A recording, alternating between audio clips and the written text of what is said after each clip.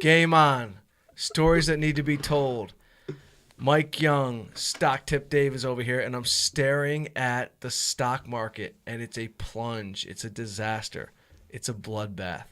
All based on what happened. Trump tweeted some shit. He tweeted something. There's some trade war fears, and the whole market just crashing. So if you have available cash, you can get everything at a discount. And everybody's panicking about the market going down. What does that mean? You can get everything out at discount. You can just pull your money out of the bank. No. I mean out of a discount. So basically, when everything tanks the way it is right now, right this second, even though this podcast might come out in 11 hours, it's a bad Monday. It's a very, very bad Monday. So if you do have free cash, it's a good time to invest. Anytime the stock market dips or just gets hammered, the stuff that you normally think is overly priced balances out, and you can get it at a cheaper price. Oh, so right now it's a good time to go in on Facebook, Apple, big stocks that were too expensive. Like Netflix is down $15 today. Facebook $4. What's Netflix at? Netflix is at $280, and like 2 weeks ago it was at $335. My movie's still on there. Damn. You know what? It's just fucking tough to trust the stock market, man. Trump is wrecking the country one day at a time. This animal. What is he doing? Even my weed stocks are down, but even if I cash, I'd still buy more because it's for 2021. You're stocking up. Speaking of cash, Dave tried to do like a subtle hint because I had him do a job last week and I hadn't paid him yet. And so as he was sitting next to me, he just like basically pipes in and goes, "Oh, by the way, that White Boy Rick chapter took about 4 hours." I said, "Do I owe you money?" He's like, "It's up to you." So basically, I got cash in my hand. Take a 20. I'm only giving you 30. Take 25. Thank you very much. Is that enough? Yeah, that's fine. I appreciate it. Here, take a little more. I'm so giving. What a crazy. We got a lot to talk about, man. Last week, shit blew up on me. It blew up on me. What, are you counting the money? No, I'm just putting it in a nice, neat pile to put it in my pocket like this. I'm Jewish, so I got to make sure it's nice and clean. Keep it close to the heart. Keep it close to the heart. Last week, I don't know, man. I'm starting to think maybe it's my brother tells me I've been acting too aggressive since I started taking deer antler and drinking a lot of coffee. Maybe I've been aggressive, and maybe it is me. But when I started this White Boy Rick book, right? So you know the deal, right? I've been working on this for like a couple months now with HarperCollins was the company. So I'm working with HarperCollins, and the whole time they're telling me, this deal's going through, but we need you to write. We got to get you writing right now because we're trying to get this book out at the same time as the movie. And the movie starring Matthew McConaughey comes out in, they thought August, which they don't know, but I know that the movie's getting pushed to like September. So they're telling me every day I need words. And my lawyer's telling me, my mom's telling my brothers, everyone's telling me, Mike, don't write a word until they give you your money. But me, being a conditioned writer, artist, sucker, motherfucker, excuse my language, being just in that sucker frame of mind for so long, I start writing. And I'm writing like crazy, and I'm writing 2,000 words a day, you know what I mean? And I'm handing in 10,000 words at the end, on a Friday, and I'm getting back from the editor the first week, like, great stuff. Here are my notes. Then I start looking at his notes. Now, I haven't done a lot of books, obviously. I only did Rappaport. I co-wrote Rappaport's book. This book has balls. It's done very well for Simon & Schuster. Bestseller. It's a bestseller. It's one of the best experiences I ever had because I was working back and forth with Michael, and then it was going to Simon & Schuster, and it was coming back to Michael, back to me. Very smooth flow. This shit never started out. This shit never was good from the jump street. I went and I met this dude, this editor dude. I'm not even going to say his name because I don't want to put people on blast. You know what I mean? I'm sure he's got a life he worries about. But fuck him. You know what I mean? I should have known when he had a tucked-in white button-down shirt and a beard that was trimmed perfectly that this shit wasn't going to go well for me. That he was not the guy to edit an underworld figure, famous dude in prison, White Boy Rick. I should have known. So he starts sending me back his edits. And if you've ever worked on a book, when they send you back edits on the Word doc, it's like red lines everywhere and diagrams and notes on a side. It's like, it's very hard for someone who's just a writer. I don't claim to be a great diagram maker or an incredible, you know what I mean? I have a hard time looking at a page that's got like 15 paragraphs crossed out and then it says that it's moved to another. My brain doesn't work like that. All right. I'm very smart. I'm very not. You know what I mean? I'm really smart in some things. I'm not smart in other things are not great with me. They never have been. I know what my strengths are. I'm not trying to work on my new shit, on shit I'm not good at today. That being said, I started to catch little, like, I don't have a great memory, but when I write, for some reason, I remember every single word that I wrote. And when I'm rereading it and someone sends it back to me, I can catch you if you added like 5 words or a word here, a word there, or a joke that wasn't in there. And this motherfucker, I see like a couple sentences of like jokes. Like there was a point in the book that I was writing, and it was about like it was Rick doing time with the guy that tried to kill him. There was a hitman in Detroit in the 80s who was hired to kill him. This is all public knowledge. This is not me saying something out of line or snitching.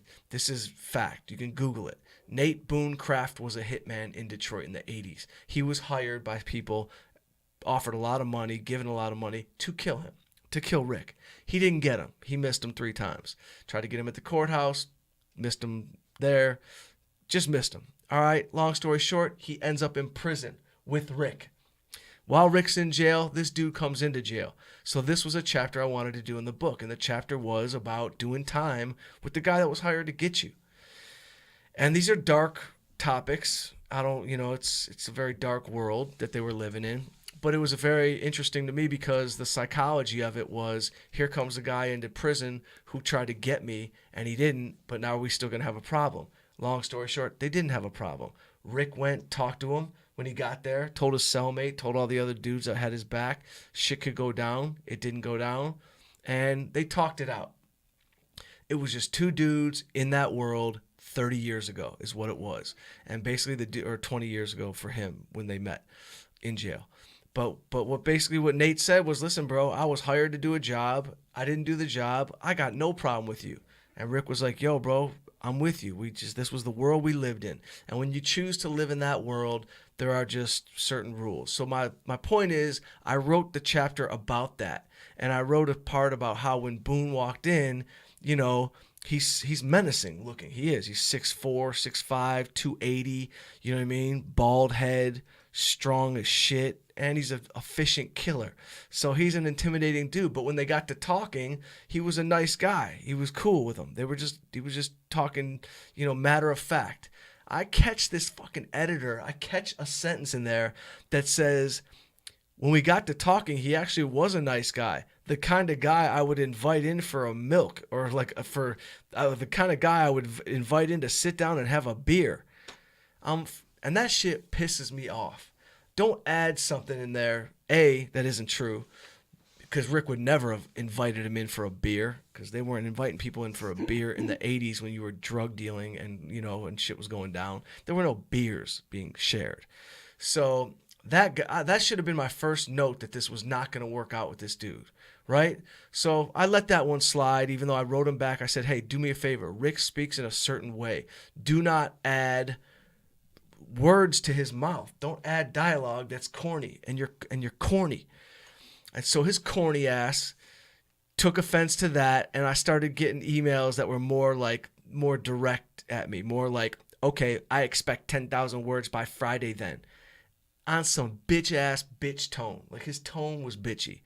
So I didn't respond to him, and every week on Tuesdays we were supposed to have a set call.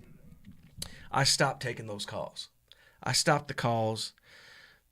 His agent, the agent for the book, Rick's agent actually, was begging me to do this, begging me to do turn in the words, Mike. I promise, Mike. I promise it's going to go down. I promise. Payment is imminent. Those were her words. Payment is imminent.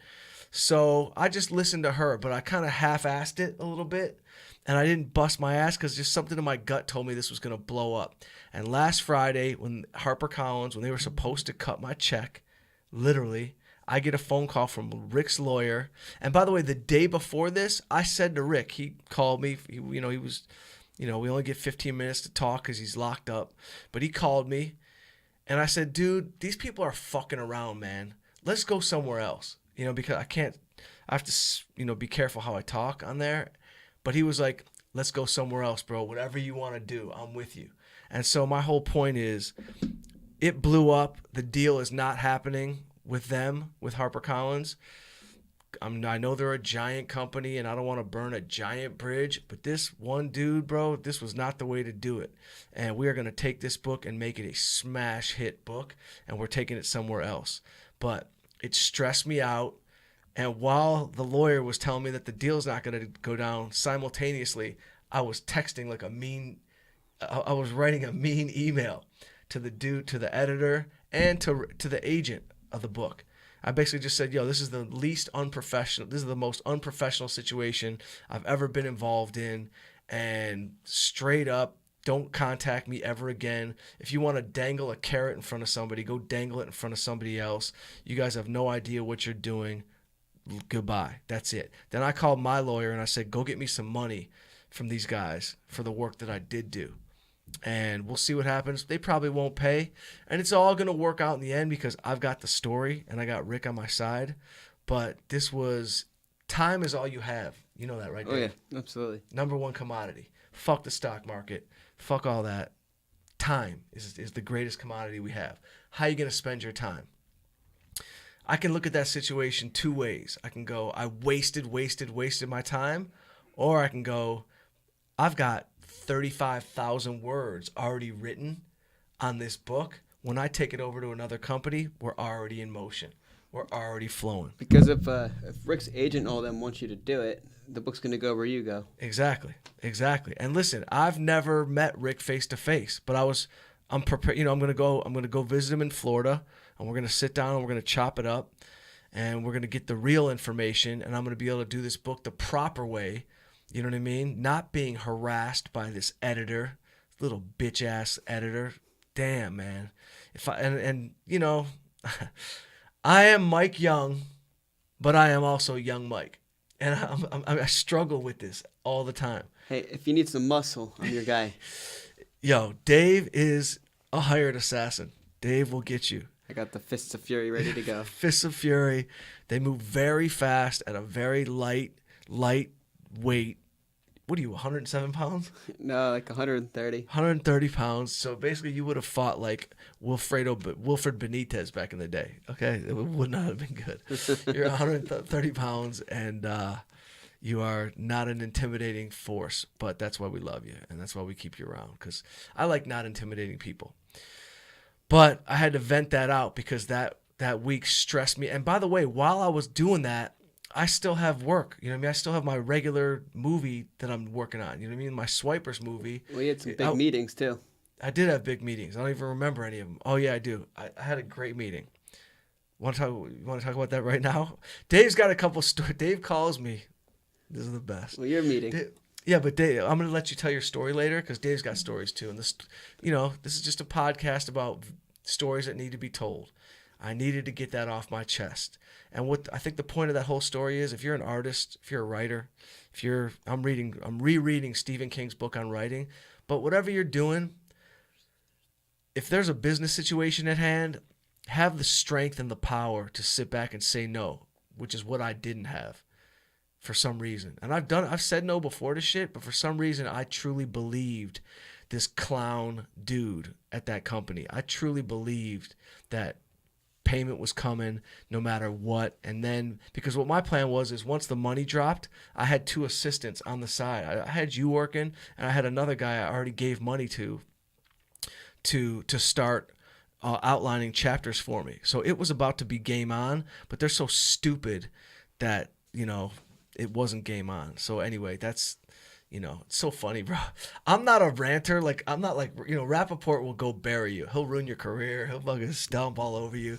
That's his style. That's not, I've never been like that, but I guess it's good to feel.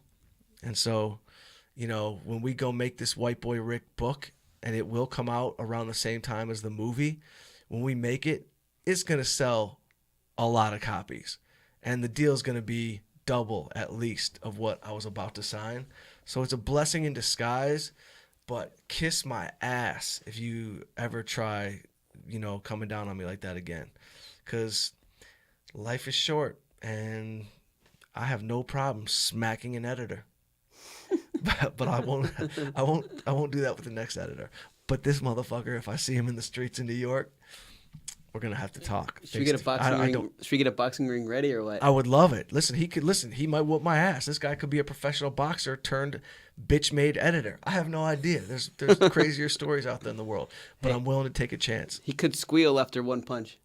He could squeal. That's a great comment.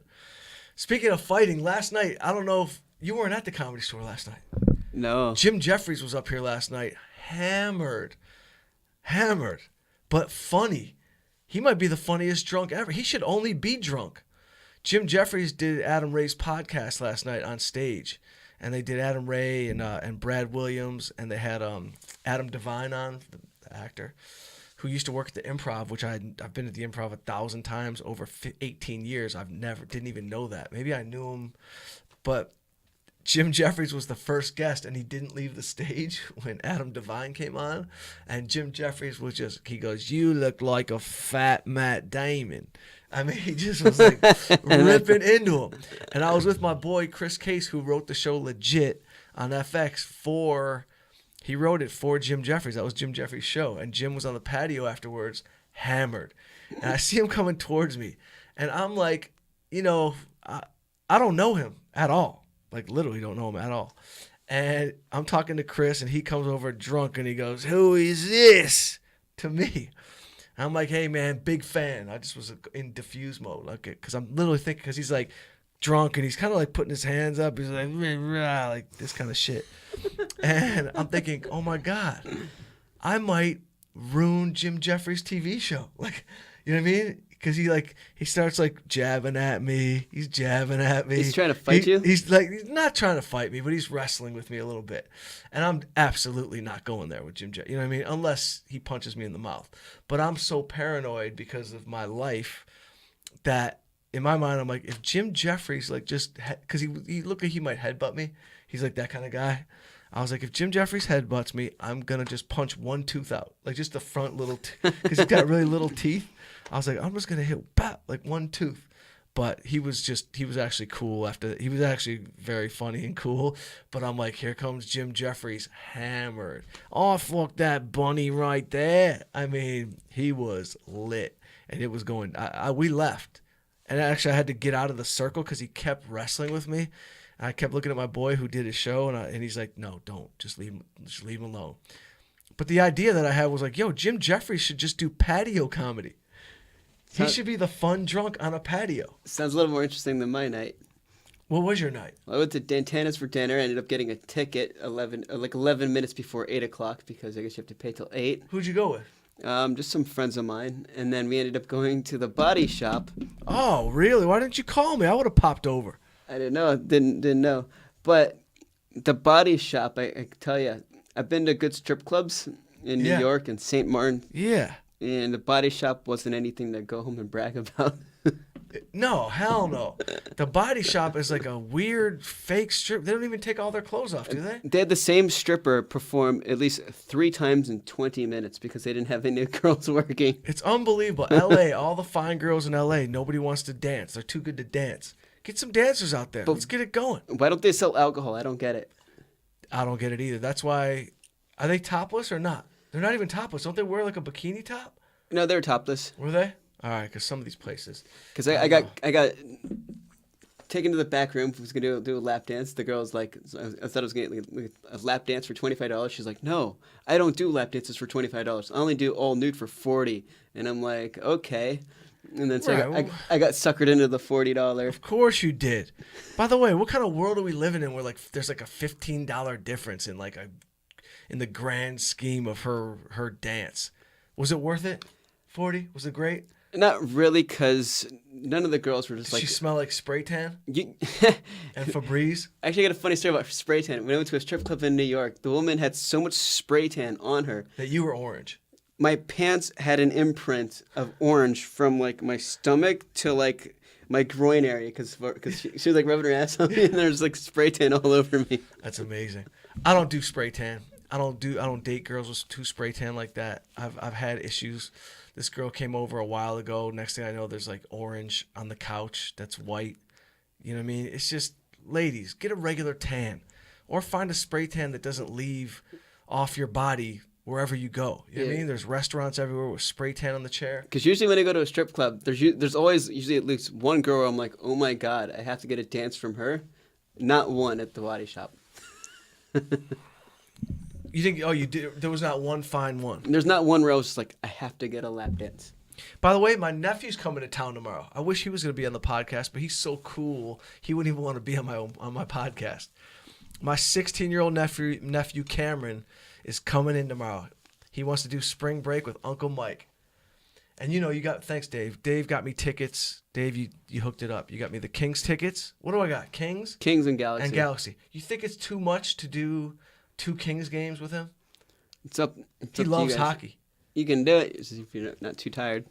I wonder if I should do 2 Kings games in a row. I mean, you're talking to somebody. When I worked in Atlanta, in the month of January alone, there's the Atlanta Hawks and Thrashers. Yeah. Out of a 30-day month, there was 25 home games, and I went to every single one of them. Oh my God! So at that point, doesn't just the love of the game dissipate a little bit? Like that year, I managed to make it out of there's 86 combined games. Yeah. Hockey, basketball. I went to 83.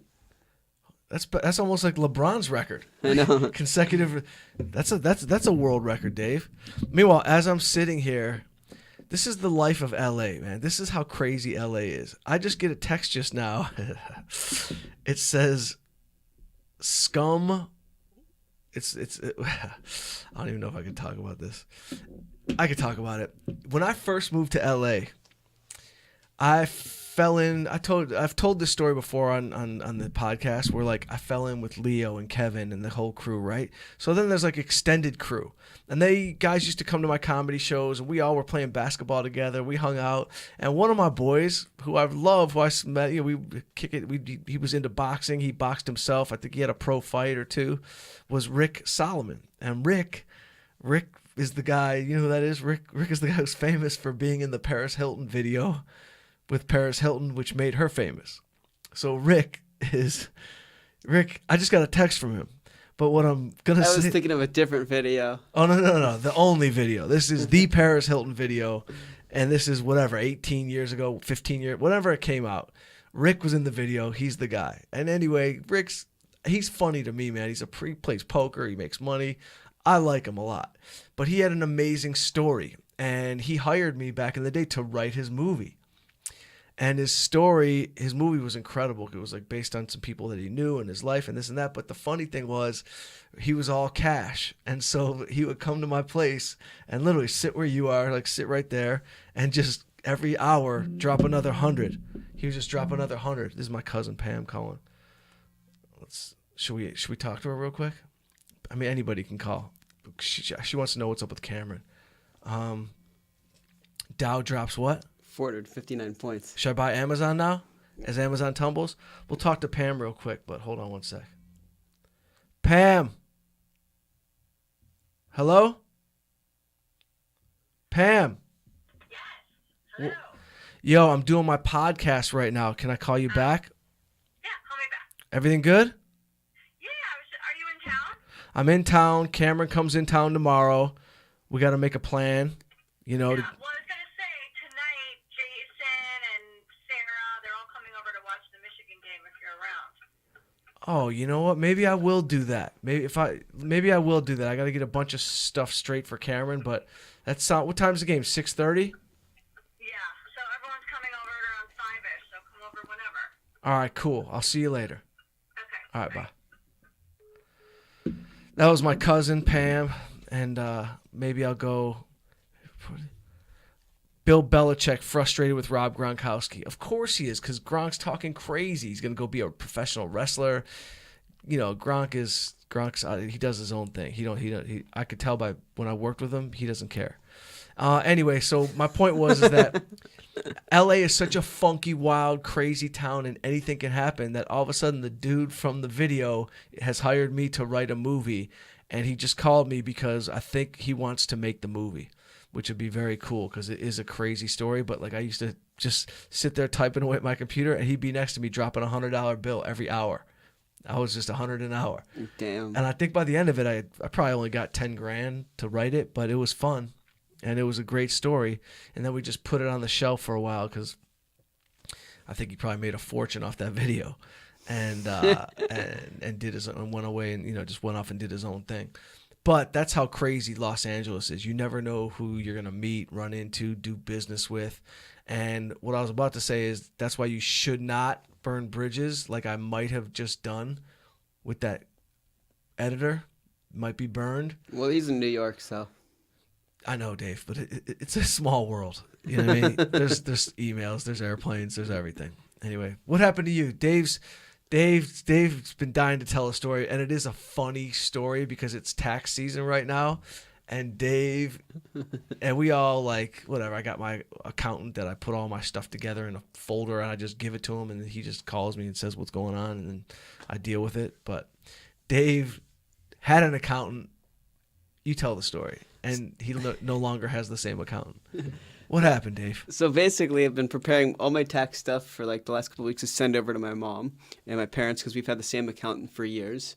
This is how the Jewish people do it. They got one accountant in the family. He handles the whole family. Yeah. Go ahead. He's been our accountant God knows how long, 20, Yeah. 20 years. Yeah. And my parents finally get all the tax stuff ready to go. They call their accountant. They go, his name is... Can I mention his name? Of course. His name is Brian Bawalda, and they called him, and they're like, hey, is Brian Bawalda available? They're like, no, he's not. And my parents are like, well, what's going on? They're like, well, he actually passed away, and this is like a week ago. And my parents are like, he passed away? When did this happen? And then they go, well, actually, he passed away in August during Hurricane Irma because he went to check on his wife, and I think he got electrocuted by a loose wire. So he passed... Jesus. Yeah, so he got electrocuted by a loose wire in his house looking for his wife. He passed away in August, and here we are a month before all the taxes are due, before all the collections are due, and we're just finding out now that we're going to have a new accountant because our accountant died in April. Forget that he died in April. Or not April. And forget that no August. one told August. you about it.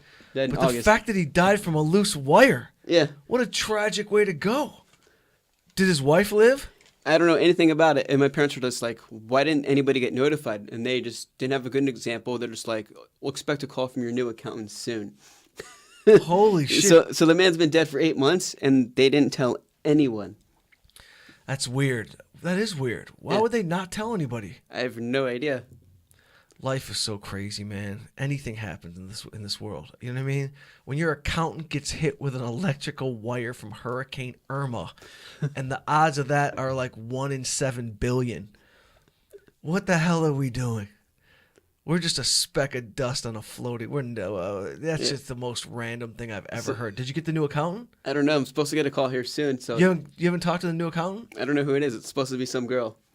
Well, don't worry about it. I don't think it's a big tax year. Is it a big tax year for you? Are you stressed? Not Dave's really. got properties. You're gonna be fine, bro. You're one of those dudes. You're gonna be rich forever. You know what I mean? There's like the Jewish. See, people have like not a bad look, but people always think of Jewish people like accountants, lawyers, doctors. But most people don't know that there's like a subculture of Jews that are not born rich, that had to bust their ass, like the Italian people and the Irish people that had come over from Ellis Island, you know what I mean, on the ferry, and had to get their shit and work as, they were lugging meat and taking jobs as butchers, and had to start criminal little enterprises just to fucking survive because they couldn't speak English or drive. You know what I mean? And I could tell you're from the accountant lineage, which is great. I admire it. I envy it. I always did admire it. I knew those kids growing up. You know what I mean? And believe me, my dad did very well towards the end of his life. Yeah, my grandfather did stocks. My dad was a doctor. He did stocks. So it's like stocks have been instilled since before I was born. Stock tip Dave. It's no mistake. You were born to make us money. So, but it's interesting because there's a whole subculture, and my family is a shade darker than that. They're a shade, no one wants to ever talk about it in my family, except if you talk to my Uncle Sam, he's always bringing up rough shit, like fights. And then my grandfather owned a bar called the Purple Pussycat in Detroit. You don't own the Purple Pussycat if you're straight-laced. You're not leaving dental school to open up the Purple Pussycat. My grandfather had to work when he was 10 years old supporting his family. Literally as a 10-year-old. He was out as a fucking 10-year-old meat carrier, you know what I mean? Door-to-door salesman type of shit. He was just grinding it out. See, that reminds me of a name of a old establishment in Orlando where I'm from.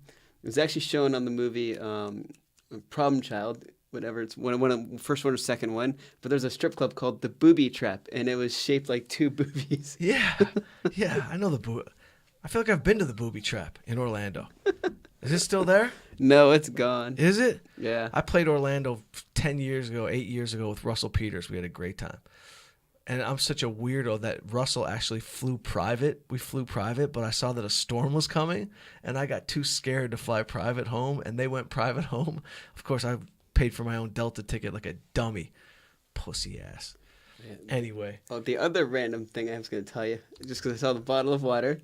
Dave, you can't just word associate and then just jump off on a line. I was just telling people about the difference between the accountant family Jews and the roughneck Jews. I'm a roughneck Jew. You know that. Like, I'm from the purple pussycat lineage. You know what I mean? My grandpa, we would go on his boat. He would pull over somewhere and like deliver an envelope to like this Italian guy's house and then come back. You know, it is what it is. I love my DNA. I totally accept it. But it is the reason that I have weird thoughts about smacking an editor. Well, you are in boxing, too.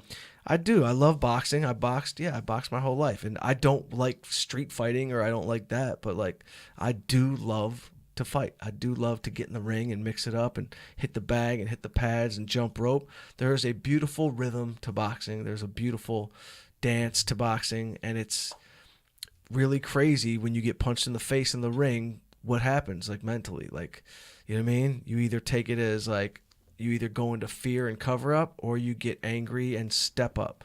It's a really it's psychological. You know, it's why boxing will be around forever. It's the most interesting of the combat sports to me. I'm sure if Joe Rogan was sitting right next to me, he would say no. He would probably say MMA, mixed martial arts.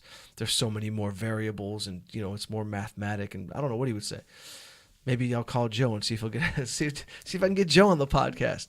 Joe, would you leave your $100,000 a day podcast to come on my podcast? And he probably would, though. Actually, hey, if you don't, that's ask, why we need to do know. it. By the way, he would. That's why we need to do a nighttime podcast. Mike, is Mike back there? I gotta let Mike know. We need a nighttime. I introduced you to the guy from All Things Comedy on your email before you knew it. Today I did that like 10 minutes ago. I introduced you to him, and I introduced you to Brenton, who runs like some stuff here at the Comedy Store. So I want you to try to push and get Mike Schmidt to give us a nighttime time, and we'll do live streaming at night. Yeah, like you said, because this is 1:00 in the afternoon. I mean, truthfully, I should be writing pages, which I'm not, but anyway, that's it. But what were we talking about? So your accountant's dead. Dave's accountant is dead, and you're alive. That's good. You're alive. The I just don't understand dead. that 8 months goes by and they don't tell anybody. That means there was some shady shit going on. Like there was like some unfinished business. Yeah. Maybe his will wasn't done. You know, who the hell knows, man? People die and like all of a sudden just their whole life is upside down. You know what I mean? Like they didn't get anything in order. Yeah. It's like, my dad didn't believe in life insurance. My dad, but thank God he did very well. My dad made a lot of money in a very short period of time. He struggled. You know, I told you I lived in 3 tax brackets: poor, white, trash tax bracket. And I don't want to say trash because I loved my neighborhood, Red Leaf Lane. It wasn't white trash, but it was poor white people that, like, you know, the rough kids in the neighborhood had like they look like the outsiders. Leather jackets. I saw a gun get pulled at a high school football game a couple times from those type of guys. Then we went to middle class, you know, Glenmora. Shout out to Glenmora, greatest neighborhood ever. Cul-de-sac to cul-de-sac, 40 kids on one block. The best way you could ever grow up.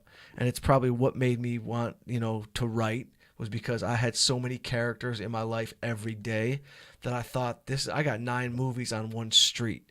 Like literally. That's kind of like how I grew up, but not like in the same exact way, but there's a bunch of kids in my neighborhood that... Isn't that great? There's like a whole bunch of stories that you could tell from it. Yeah, but isn't that the best way aren't you happy that you grew up on a block? Like, I don't know if you got picked on because you were little. No, I did. You did? Yeah. You got bullied, but your brother beat you up a little bit. You know, oh, yeah. You got bullied. But, you know, I got bullied. And I wasn't little. I got bullied. In the roughneck white neighborhood I was in, bro, I got bullied crazy. There was a mean white. Did I talk about this on the last podcast? Getting bullied? Yeah. And then your dad confronted him. And Oh, then, yeah. And then he Okay. was the for sale sign. Yeah. Great story. Oh, I'll tell that every week. Don't fuck with the youngs. At least when my dad was alive. But yeah, I got bullied, and then one day, and I was 10, and I was getting bullied by a 17-year-old. Not bullied, beaten. He wasn't like saying a lot. He was smacking the shit out of me, beating me on the ground, and then going with his white trash homie and blowing off quarter sticks of dynamite in the street for fun. This was like a bad person. And See, I had a neighbor friend that did that, but not with dynamite, with M80s. This guy would tie up like 5 of them. Somehow or another, there ended up being cows in his backyard because in Orlando, I guess his mom ran into, I guess the circus was in town. Their car broke down. They needed a place, and she's like, "Okay, well, I have a huge backyard. Just store your cows in my backyard until your car gets fixed." Next thing I know, this guy's tying up 8 to 10 M80s. Thinking it's hilarious, he puts them inside the huge stacks of manure that are in his backyard. It blows up, gets all over him, and he's all confused why it blew up into his face and all over his clothes. Oh, good. He deserved to get shit on. You know what I mean? That's just a dummy. We were all dumb as kids. You know, when they say your brain doesn't form till you're, fully formed and settled till you're like 25 or whatever, that's true. That is just, I believe it. I just believe it because it's amazing how many bad decisions you make as like a teenager and an early 20s person. You know, you don't gain the wisdom until you get older, if you are smart enough to recognize what you need to know. You should hear the story about how I tried to hide from a bee. I think let's hear it. We got time. You trying to hide from one bee? Well, I was like 5'6". I was like, scared shitless. You're still 5'6". You are 5'6", aren't you? No. 5'7"? I wish. What do you mean you were 5'6"? Would you shrink? No, I'm 5 or 6 years old. Oh, 5 or 6. I thought you said I'm 5'6". No. 5 or 6. I was 5 or 6 years old, I was getting chased by bees, and so my logic at that point in time was, what do I do to get rid of the bee? So I take my bicycle, and I ride it into the deep end of the pool. That's terrible. Terrible. With water in it. Yeah, with water. And I ride my bike into the pool, and I sink to the bottom, and my parents had to jump in and get me. That's hilarious. All because I was trying to hide from a bee. In Charlevoix, in the summers, we go to Charlevoix, Michigan, up northern Michigan. We go there every year, and it's the best. We have a couple houses there. My brother has a house. My mom, we boat. It's the most beautiful, tranquil, most amazing place on earth. We go there. But there's a pier that you can ride your bike. You can whip it right off the pier, and it's a blast. We did that a couple years ago. Just, wow, bam. I'm a grown-ass man in my deep 40s driving a bike off a pier because in my mind I'm 22 and I can still whip a BMX bike. It didn't go great. It didn't go great. You don't really hit the water the way you think you're going to hit it. You know what I mean? There's a lot more pain involved. You smack the water hard. You know what I mean? People don't realize that. Don't do dumb shit. Yeah. And also pay attention to the water you're drinking because last week, I'm not even kidding you, I was with a friend. We were going to the Grove. She was smoking a cigarette, went inside a garage. For some reason, she thought you couldn't smoke inside of a garage. So she took the cigarette, puts it in a water bottle like this, that's in my drink console in the middle. I had no idea she did it, totally forgot. So it sits there for hours. Later that night, I meet up with my friend again, and I had to take a medicine or a pill. And I was just like, all right, I got to take this pill. It's time to take it. I look around, I'm trying to find the first thing of water that I could find. This thing is literally sitting right in the middle. I don't see anything. And, obviously it's pitch black or whatever the color of the cigarette is. I take it. I drink it. Swallow whatever, and then take a big swig to take my pill. All of a sudden, I'm like, oh, my God, I just drank cigarette water. And she's sitting there next to me laughing, and all of a sudden I start gagging, driving, and I had to pull over to throw up. Did you throw it up? I threw it up on the side of the road. Jesus, Dave. I drank cigarette water. Damn. Did you get the pill down, or did you have to retake the pill? Honestly, I don't know. You don't know? You have no I idea? have no idea. It could be on the side of the street also, for all I know. Jesus. Let's talk about the other. What other meetings did I have last week? The single mic thing? Yeah, the Henson Productions and the Insurrection Media. Oh, yeah. Great meeting last. You know what? You can't believe that it takes this long to find people that you like to work with. Like, when I did My Man as a Loser, I loved everyone on that crew. And I would go, and some of the people from that movie went over and we did a stand-up guy, and some of the same people came over. And you find this, you find your like-minded group, and you like always hope for that as an artist. You just hope you can get a collab with people you like collabing with. And this town is not giving like that. It's not loving like that. But I went to Henson Studios a few weeks back, and I met with the head of development of a new company called Rivet. And the dude was like, they watched the single mic thing that I made. Remember, the single mic video they watched, which I made a few years ago. I made it, but it's like something that just keeps popping up in my world because everybody who sees it is like. You said HBO wanted to do it, right? HBO had signed me to write. Yeah, I wrote a pilot for HBO. They signed me up to write a pilot. I wrote the pilot idea based loosely on single mic, and then when I wrote it, turned it in, and then they ended up putting on the show Crashing because it was very similar in worlds. I was playing a comedian, just going through his own journey, blah, blah, blah. Point being, it all came back to me. The rights were reverted back to me. So that being said, went to the meeting. They loved the idea. They loved the concept, tweaked a few things, and then they introduced me to Insurrection. Is that what they're called? Insurrection Media. They were founded in 2015. Yeah, founded a few years ago. They're a digital television company. These two women are super cool who I went and met with. They love the concept. We started ping-ponging back and forth. I have Dave pick me up for the meeting, and I'm thinking to myself, Dave, maybe it's time I bring you into a meeting. Like physically, you come in, you take notes, you don't say anything. You know what I mean? You just come. That's what I'm thinking. I thought I mentioned to you that you might be coming into the meeting. But Dave comes and he picks me up, and he's in plaid pajamas and dress shoes, and he looks ridiculous. I mean, his hair. I had no idea I was going to a meeting. You look like you were sleepwalking. You know what I mean? Like you were dressed to sleepwalk. And I was like, you're not going in this meeting like this. There's just no chance. Well, I had no advance notice. Is that true? I think so. I'm pretty sure. Yeah, you're probably right. I would have dressed it. So we go to the meeting. Just to impress. And Dave really wants to go to the meeting, so he sees Target across the street. He's like, maybe I can get some cheap jeans over at Target. And he did. Dropped me off. I went over to the meeting. I waited it out. Dave shows up with actually cool jeans. They had pre-ripped jeans. Those are edgy. How much were those? Actually, between the belt and the jeans, I spent $54, and I still made it on time. Look at Dave. $54. What a budget. But anyway, went into the meeting, and it was like, I truly believe in omens, like in signs, right? I believe in signs. And if you're awake as a person, you'll recognize them when they come. And so this woman, Jordana, she runs this company, and we start talking, and we start talking about stories, and we get into sports, because in my show, there's going to be sports involved, a men's hockey league. And we start talking, and she was an athlete. She was a semi-professional or professional squash player. You know what squash is? Not So there's entirely. there's racquetball, and squash is even harder. It's like a long racket with a tiny head and a little hard ass ball, and you got to move fast to play squash because the ball moves slow, so you got to be fast. She was like a professional squash player, but the irony of that craziest shit is, not many people know that world of racket sports. But this sounds like I'm making up a story, but I'm not. But our cousin Mike Yellen was the 12-time world champion racquetball player. He was the first racquetball player to sign $1 million contract with Echelon Rackets.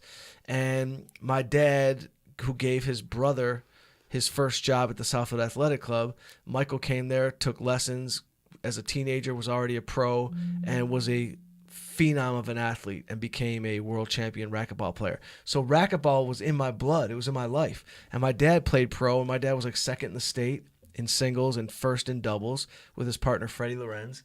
And we used to travel to racquetball tournaments. And so when she told me she did squash, I started throwing these racket sport names at her, like these guys that I knew from back in the day. And she recognized the names. And this sounds crazy, but for me, it's we don't have to have too long of a meeting to know that I want to work with you, because I was supposed to go meet with 2 or 3 other development executives, but I called the head of that company that wants to do the deal, and I called and said, I don't need to take any more meetings, man. I'm done taking, you know what I mean? This girl's awesome. This woman she's the one. She gets the show. She played squash. I don't need to hear anymore. I haven't met a racquetball pro or a squash pro since I was 8. And she loved the story from that morning. Love the story. She remembered. So I told her. So I brought Dave I bring Dave into the office, and he's half asleep with new jeans that cost $55 and same shoes. I don't even know if you did your hair. Came in. I told her the story. She loved the story. And so but I didn't bring you into the meeting. I kept Dave out in the hallway just because, when you're talking, it's weird if you're not going to be verbally into the meeting, just to be sitting there taking notes. So she remembered, she loved the story. And then my next meeting with her, she brought it up again to her partner at the company.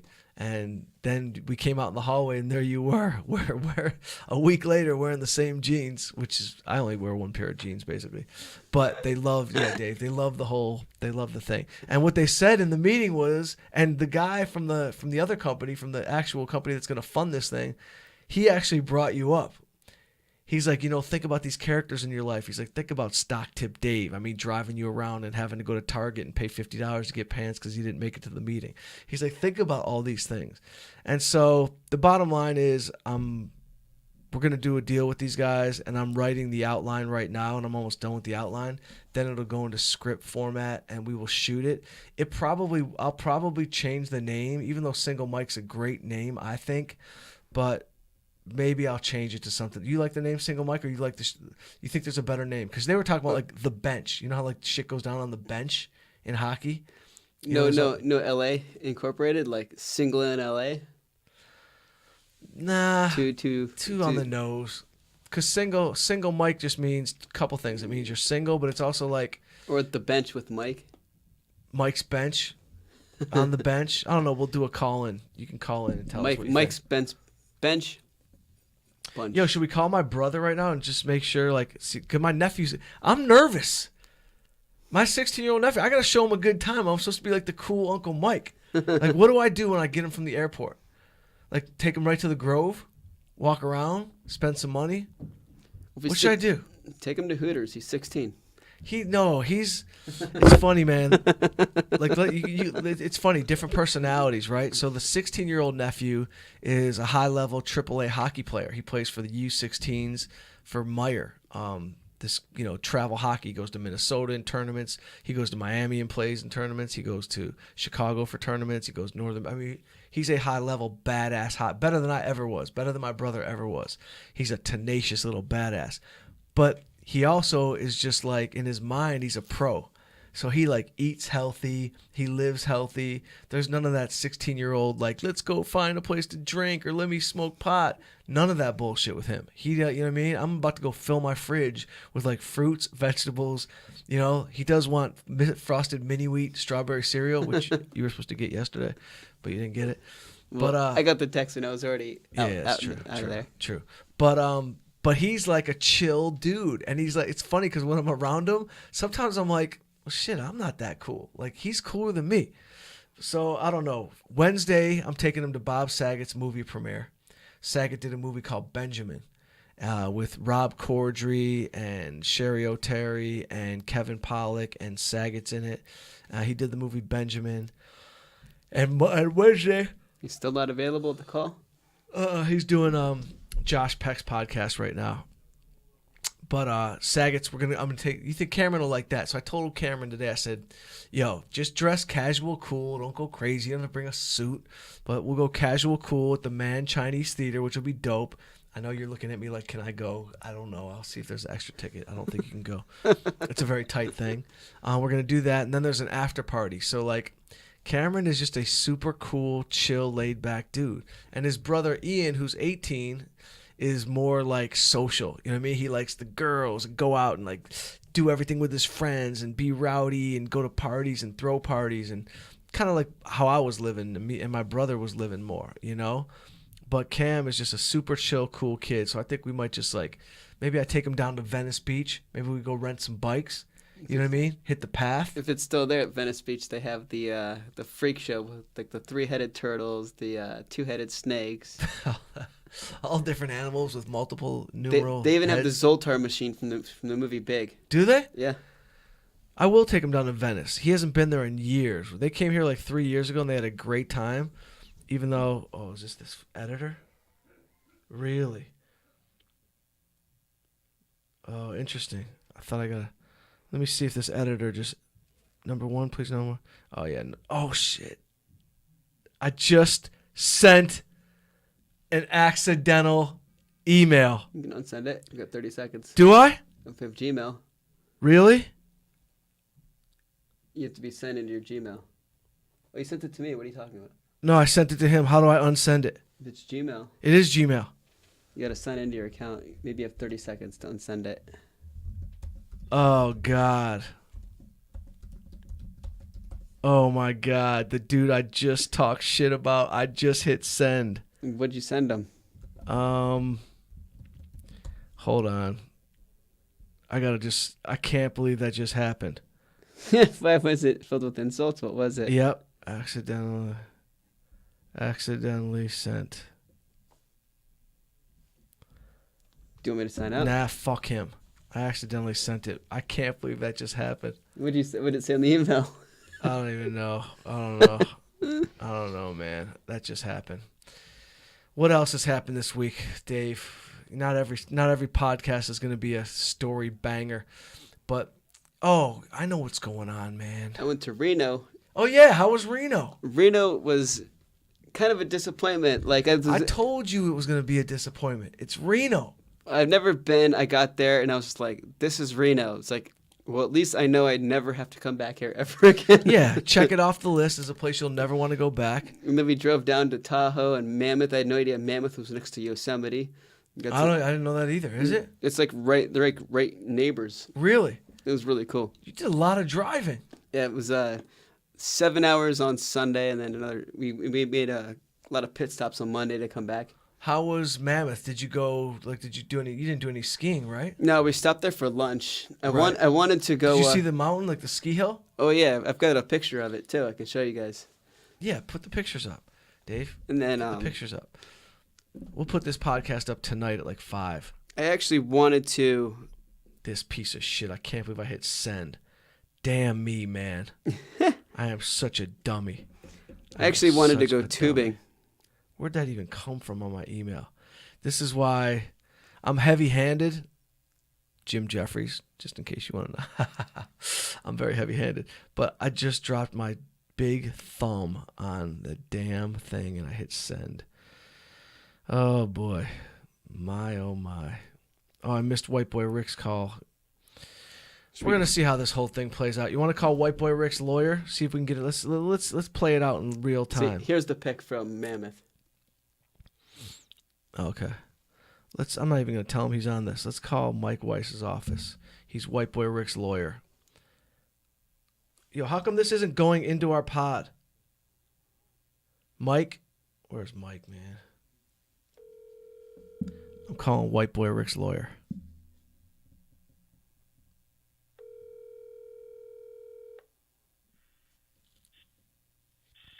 Hi, this is the voicemail from Michael Weiss with AG&B Law. He's not available. Please leave a message, or to reach him more rapidly, please send an email to mweiss@a. I don't need to reach him rapidly. You want to see me? Should I call my agent for the lit and see if she's available and try to talk to her real quick? Why not? You want to hear? Okay, watch. I'm gonna call my literary agent for the book and see if she's interested in handling the new situation or what she thinks. I'm going to call her right now. She's awesome.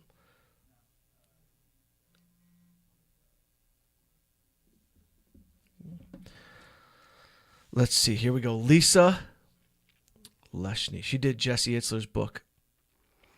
She did Jesse's book is Living with a Seal. And it's not going to call from here, so don't worry about it. Forget it. It's funny that Jesse Itzler and I worked for the Hawks Atlanta for 3 Hawks. years. I worked there for 3 years. Yeah, Jesse Itzler is killing the game right now. He took you know what? You never know what job you're going to end up in, like if you're passionate about things. Like Jesse, you know what I mean? He was is still an entrepreneur, doing his own thing, then found a Navy SEAL, David Goggins, Joe Rogan just had Goggins on his podcast. I didn't want to tell Rogan that I knew Goggins because I didn't want to get into it, but I know Goggins. I know him from Jesse because he lived with Jesse. And so Jesse wrote a book called Living with a SEAL. Living with a SEAL, he was living with Goggins. And Goggins was staying there when I was shooting My Man as a Loser, and I was also staying at Jesse's house for a little while. And so I would be at Jesse's house, and here comes Goggins, just shirtless, made out of granite. You know what I mean? And just like really didn't want to be friendly. Wasn't really like trying to have a new friend. And I was working the whole time, so I saw him in passing. And I was like, hey, man, you want to look at some dailies? He's like, nah, I'm good. I was like, okay, that's my relationship. It's just I got to kill me in the middle of the night. Well, Jesse liked my nickname from your post. He loves the nickname StocktipDave. So Jesse, he built up Zico coconut water, sold it to Coca-Cola. He had Marquis Jet before that. Just always been a fast-moving, entrepreneurial, spirited, next-level dude, operating on another level. He just always has been. I think it's because he eats so much fruit that his inner body is just lit up with pineapple. I don't know what it is, but he's also like an ultra athlete. Ran 100 miles. He's nuts, is what he is. He's crazy. But that being said, he introduced me to the book agent, and that's who I'm gonna have do the next White Boy Rick thing. I think. This is her texting. Oh, look at this, man. I can't talk about relationships on this podcast because it's just not about it. I don't want to get into it.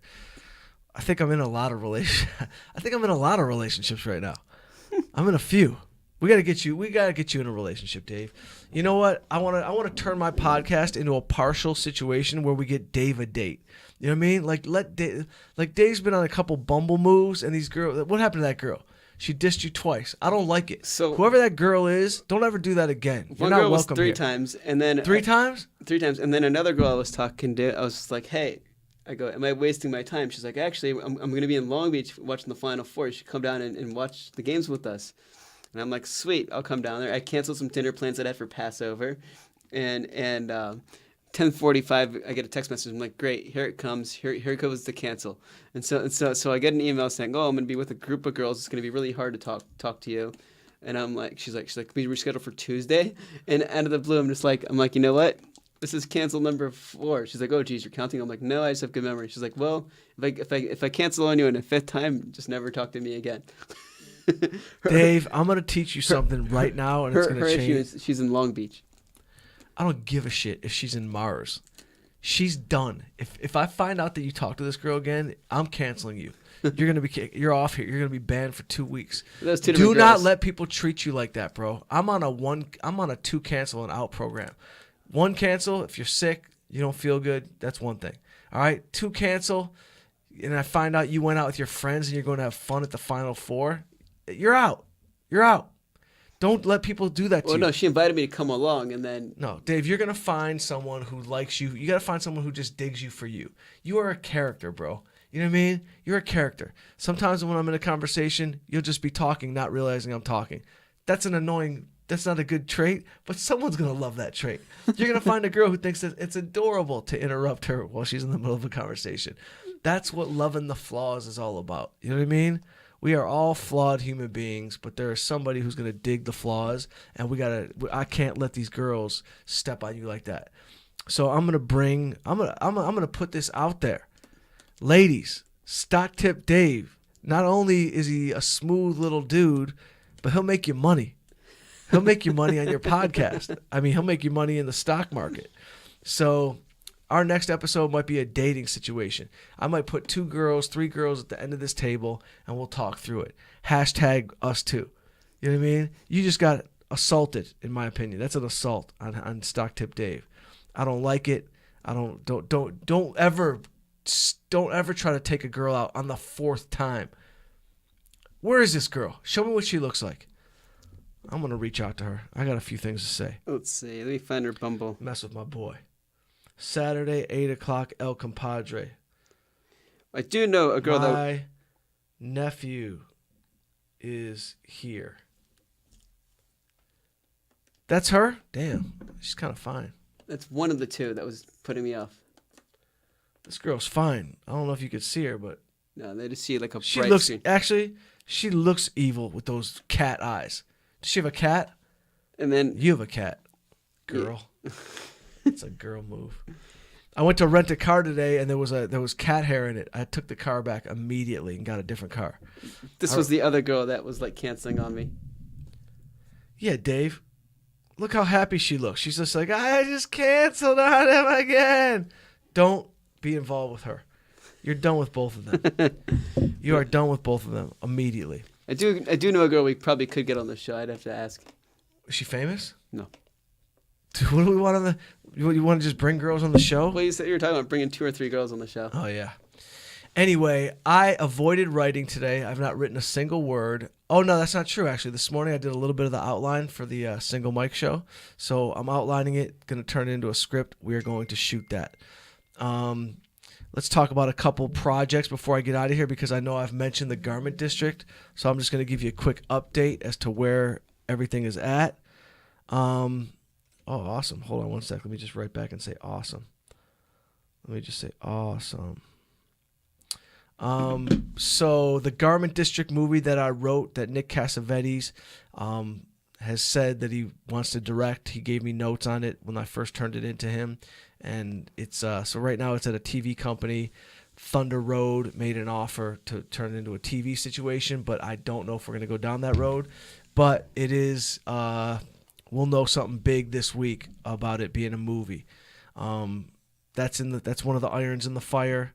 Swipers is in the fire. I'm dying to get back on set and direct something else, and I want to direct this movie called I Killed, which is based on a true story. And right now, Mike Epps' people are reading it, and if Epps steps up and wants to do it, boom, we're getting the money. We're going to go do it. So that's where we're at. Go ahead. Oh, this is random, but since you're talking about swipers and all that stuff, Yeah. I don't know. I got this person you should meet because I think he'd be like a great behind-the-scenes music creator person because he's already got I think I mentioned you a couple times. He's got a band. Yeah. And he's just he knows, he can quote you every single movie. I should know. You can be in a conversation with the dude, and he will know every line from specific movies word for word. Really? Word for word. He can He's like the Rain Man of this shit. Yeah, he knows. He's like, I've hung out with him. All he does is quote movies. You're like, what are you talking about? Is this the dude, your girl's boyfriend? Yeah. That guy? Yeah, and he's in the band called Ice Nine Kills. But like, he's so into movies. What, did he just text you and talk? Was that Nadia that just texted you? No, Okay. but I'm just saying, like, for behind the scenes movie stuff, making music and stuff. I think he'd have a good understanding of it. Listen, I'm all open. You never know where you're gonna meet somebody you're gonna work with. You know what I mean? Literally, like, you have to keep an open mind and an open heart in this business because comedy is very ironic because in this building right here where we are, the greatest comedy minds on the planet Earth hang out here. Yeah. But it's weird how few of us work together, like with each other. Like, I watched that Gary Shandling thing, the first. I didn't. We watched the second one. I watched the first one. You see people like Gary Shandling. Stop tapping just because it's here. Like, there's a picture of Gary Shandling. There was like all those big guys. Kevin Nealon. Yeah, Kevin Nealon. And there was one guy. Peter Berg. The guy who's in Baskets when he was younger. Zach Galifianakis? No, he's the other guy. Oh, the big guy who won the Emmy? Louis Anderson? Louis Anderson. They show Louis Anderson like hanging out with Gary Shandling, Bob Saget. Like, they're all hanging out at the comedy club. Yeah. Like, everything, was it Gilda Radner? They were all part of that crew. Yeah, and it's funny that you said that because I said that the other night up here at the Comedy Store. I said, they seemed like they were tighter back then. Like, they were just like a little clique who wanted to, like, be around each other, work together, talk about writing, talk about creative things.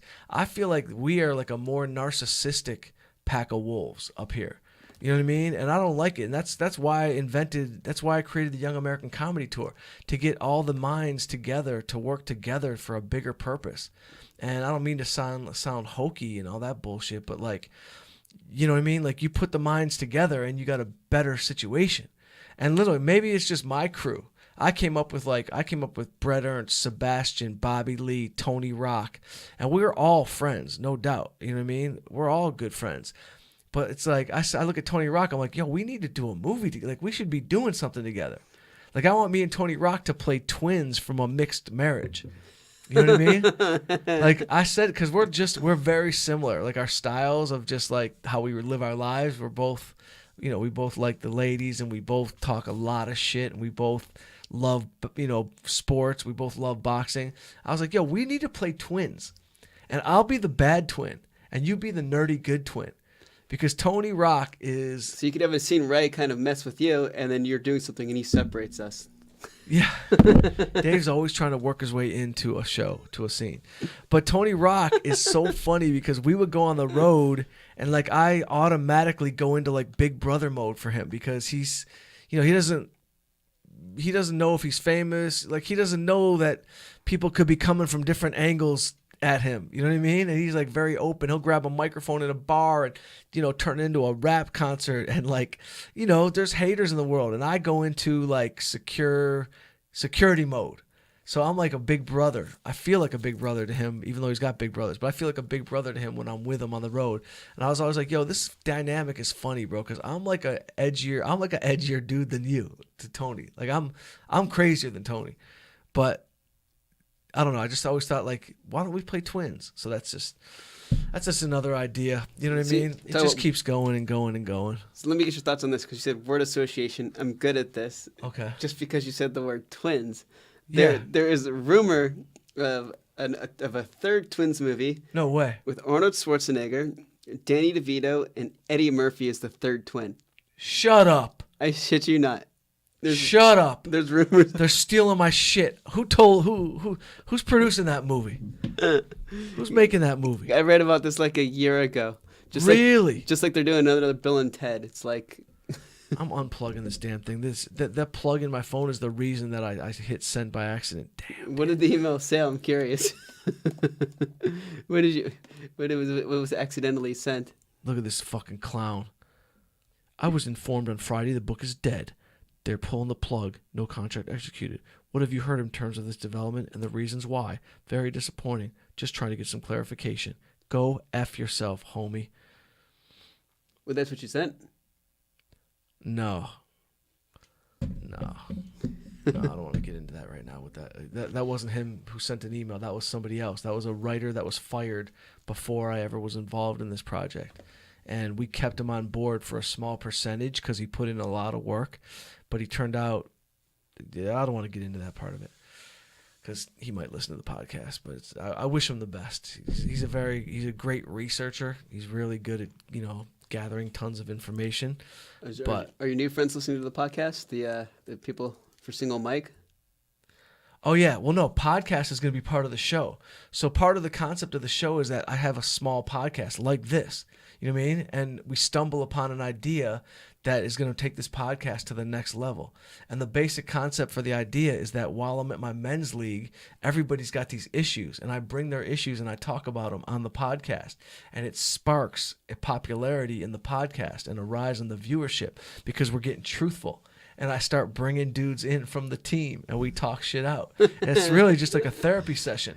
But I'm a therapist with no license. I feel like you gotta have someone who's like missing their two front teeth who just smiles like with a big smile and no two front teeth. Yeah, that's good physical comedy. That is good physical comedy, Dave.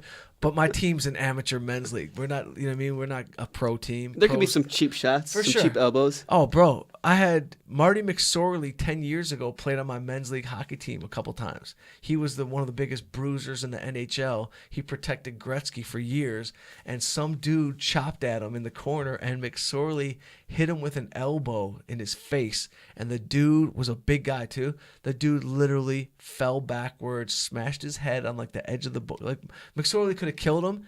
He didn't care. He did not care. He did not want to be effed with at all, regardless of the fact that he was an ex-pro hockey player. But anyway, where am I on the road? We're an hour and 15 in. I think we're going to wrap this one up, Dave. We're going to wrap this up. Next week, the week of the 20th or the 8th, 15th, weekend of the 15th, 14th, 15th, something like that. Let me see. Me and Saget are in Ontario, California. We're playing the Ontario Improv. I'll tell you exactly what the date is. 13th and 14th. We're playing the Ontario Improv. If you want tickets, my buddy ran the Ontario Reign hockey team. Really? So I can get you some tickets. There's an Ontario hockey team? Yeah. That's Are they semi-pro? That's where the Clippers D-League team plays also. In Ontario? Yeah, they're called the Agua Caliente Clippers. They play in the same arena as the Ontario Reign, which my friend ran for like the last 8 years. There's an ice rink in Ontario? Yeah. I need to know all about that because I'm taking my skates up there. And they've led the league in attendance for the last like 5 years. What's the attendance? How many? 5,000? I wish I had the exact number, but as far as that league goes, they've been number one for years, and Wow. it's because of actually the two people I was working with at the sports company in downtown Los Angeles. They're largely responsible for it, Awesome. but they sold it to the Kings, and so they've taken it over. Okay. I'm gonna bring my skates to Ontario. I'm gonna see if there's like a men's league game I can play in. I'm not kidding. I'm gonna take all my equipment. You should. I can ask for you. Ask, will you? Yeah. Seriously. All right. So next week, 13th and 14th, me and Bob Saget, Ontario Improv. On the 19th, 20th, 21, and 22, I'll be headlining Phoenix Stand Up Live. Bob will be headlining the 20th and 21st. I'll be headlining the 19th and the 22nd. That's downtown Phoenix Stand Up Live. Find me on Instagram at The Real Mike Young. StocktipDave at StocktipDave. And that's it. Stories that need to be told. Slowly getting there. I've got 338 followers. Let's set a goal. We got to get you 1,000 followers within 2 weeks. That's hefty. So to go. I mean, I started actively using Instagram probably about this time last year, so I've got 340 in 1 year. That's not bad. Anytime Saget talks about me on his Instagram, I get like a gang of new followers. It's kind of fun. But, you know, we're also addicted to like looking at our phone and going, who likes me? It's all bullshit. So stop. We got to stop that. That's for another podcast we'll talk about. But stories that need to be told. We're out. I'm heading back to the cave. Go Blue, University of Michigan, playing in the championship game tonight. Can't wait. Hope Michigan takes that home. I think I'll go to my cousin's house and watch it. First, I got to go to the supermarket, shopping for Cameron, make sure my nephew's got all the food he needs. Vegetables. Get vegetables, fruits, get him that frosted mini wheat, strawberry flavor. Get some Ovaltine. I'll get him some oval. Why is that good for athletes? Good carbs. It's just damn good chocolate. Damn good chocolate. All right, we're out. Peace. We'll talk to you later. Bye. Where's Mike? Is he in there?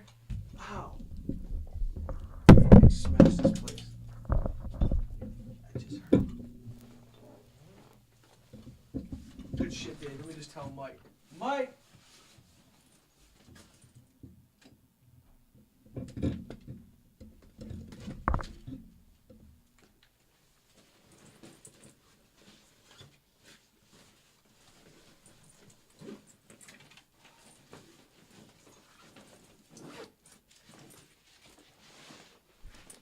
Dave, do you know how to stop this? Because I think you could just like simply stop it. Yeah.